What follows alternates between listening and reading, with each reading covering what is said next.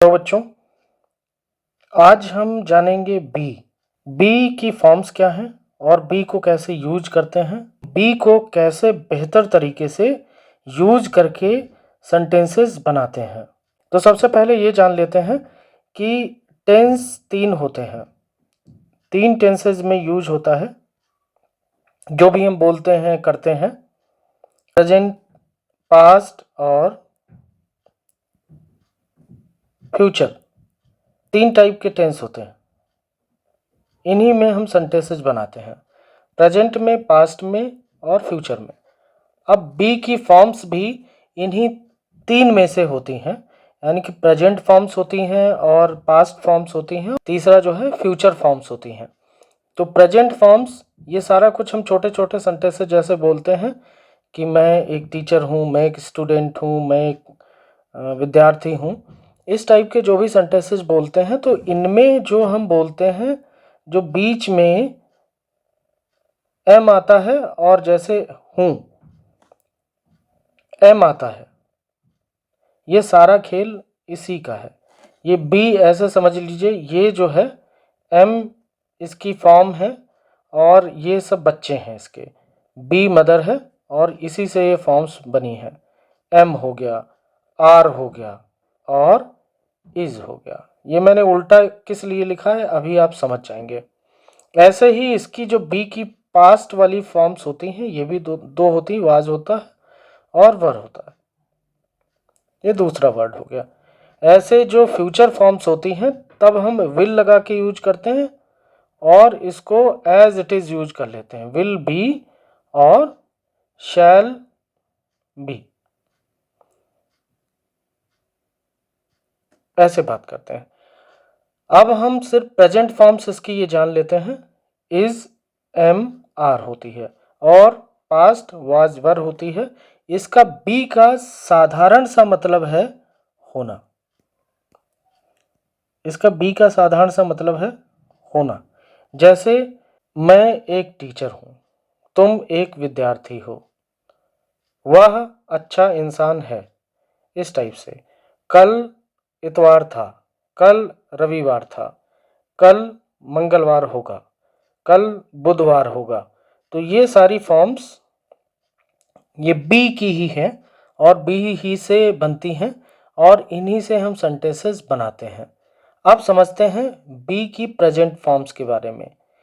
इसके ज़्यादा से ज़्यादा सेंटेंसेस अगर आप प्रैक्टिस करेंगे तो अच्छी तरीके से यूज करना सीख जाएंगे कि बी की प्रेजेंट फॉर्म्स कैसे हम बनाते हैं। बी की प्रेजेंट फॉर्म्स के बारे में बात करते हैं। सबसे पहले ये समझ लेते हैं, इज एम आर, ये 3 फॉर्म्स होती हैं।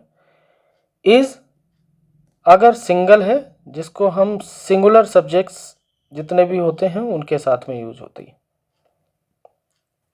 और एम सिर्फ और सिर्फ आई के साथ में यूज होता है, प्रेजेंट की बात कर रहे हैं।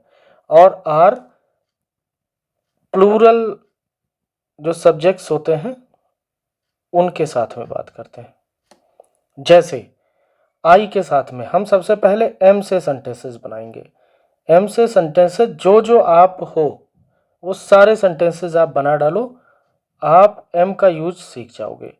जैसे आई एम अ स्टूडेंट, मैं एक विद्यार्थी हूं।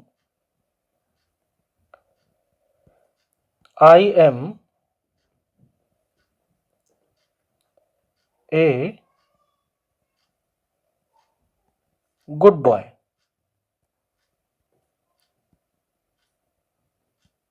I am smart, I am handsome,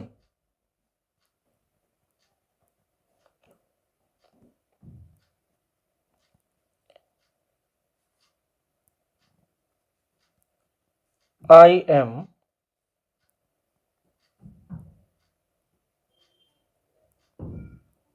beautiful. ये सेंटेंसेस इस टाइप से आप जितने भी सेंटेंसेस बना पाए उतने सेंटेंसेस आप बना डालिए, तो आप आई एम का यूज सीख जाएंगे।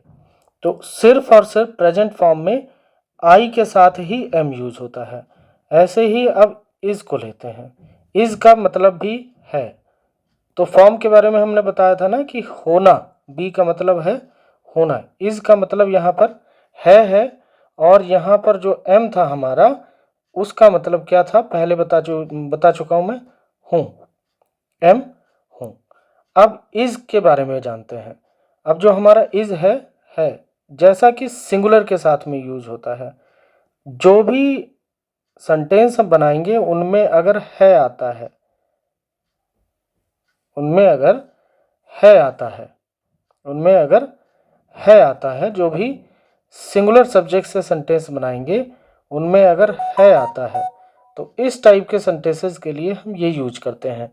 कई ऐसे हिंदी के सेंटेंसेस ऐसे होते हैं जिनमें है भी हम यूज करते हैं, लेकिन अगर वो सिंगुलर है, लैंग्वेज के अकॉर्डिंग अगर वो सिंगुलर है तब हम इज ही यूज करेंगे। आगे जैसे अगर है तब उससे कोई मतलब नहीं, हमारा सिर्फ और सिर्फ सिंगुलर सब्जेक्ट से मतलब है।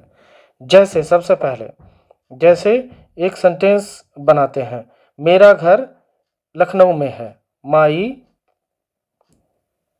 हाउस इज हाउस एक है, इज इन लखनऊ।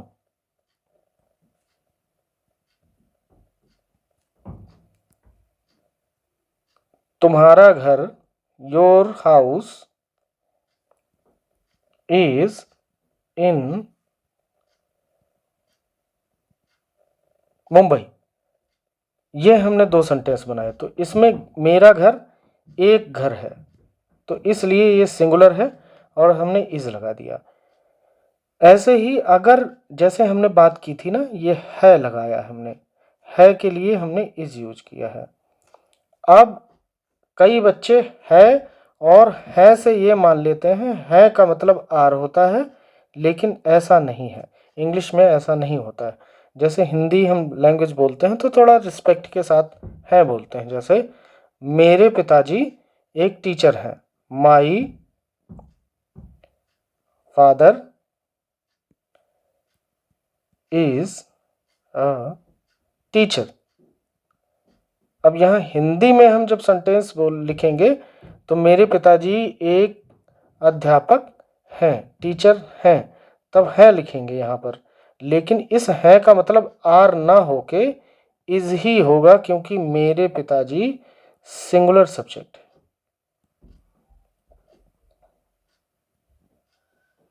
ये हमारी सिंगुलर फॉर्म में है, तो इसलिए हम इज लगाते हैं। तो ये दूसरी बी की फॉर्म हो गई।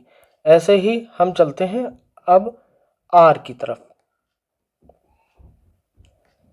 अब ये आर क्या है, आर का भी वैसा ही यूज है। आर का जैसे हमने इज का यूज किया, ऐसे ही आर का भी यूज होता है।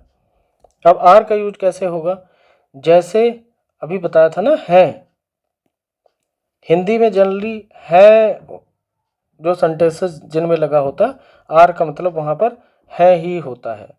अब जैसे शुरुआत करते हैं, लेकिन ये सारे जितने प्लूरल सब्जेक्ट्स होते हैं उनके साथ में ही लगता है आर, और ये प्रेजेंट फॉर्म है, ये प्रेजेंट फॉर्म है। ये पहले भी बता दिया, इसलिए बताने की जरूरत नहीं है। अब हम सेंटेंसेस बनाते हैं, आर का मतलब है। जैसे घोड़े, horses are in the field. घोड़े are in the field. You plural के लिए यूज करते हैं, यू के साथ हमेशा आर आता है। You are a smart boy.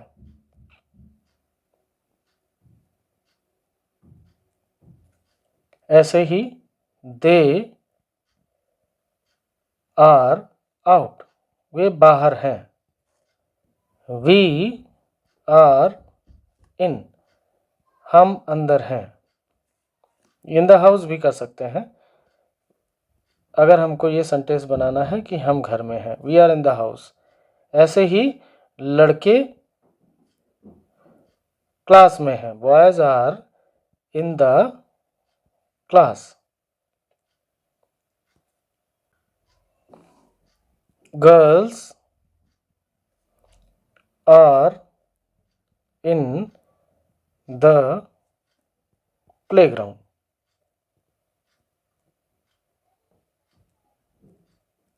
तो ये सेंटेंस हमारा आर से बनेगा। हैं, horses are, you are, they are, we are, boys are. ये यहाँ पर हम आर यूज करेंगे जो कि प्रेजेंट फॉर्म है किसकी, बी की। अब ऐसे ही हम अगले वीडियो में जानेंगे वाज और वर का यूज, उससे भी सेंटेंसेस हम बनाएंगे। तब तक आप अच्छे से ये प्रैक्टिस कर डालनी है। Thank you so much.